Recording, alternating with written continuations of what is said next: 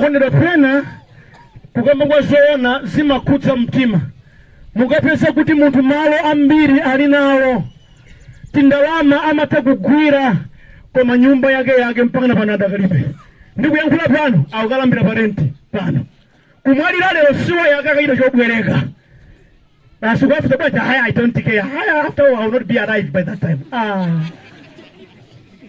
How? Can you find? So says Yehova amasilola sikupesekeleni.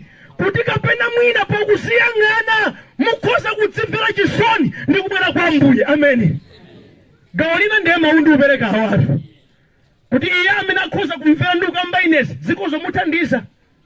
Mudawiya ngana somoyo wanu siribwanje. Tuna murangana zosezi fuso mkumati. Ndichite chiyani. Malembo akuti. Udzakhala odala. Utavomera chimoni meneli. Ndikulisiya. Amen. Ndikumaliza bale wanga. Kuvomera mkanthukena. Kusiyaso mkanthukena.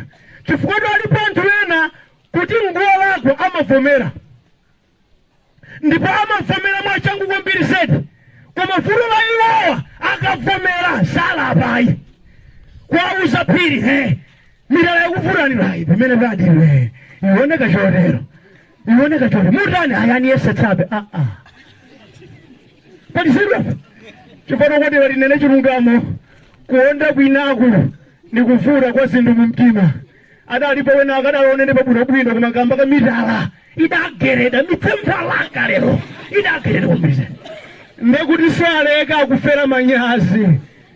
Mupeza kuti munthu wabwino bwino pamene wakhala ungotiya kuti mpaka malumbiro inine kuti bwanji zavuta zinthu moyo suli bwino zasautsa zimenezi.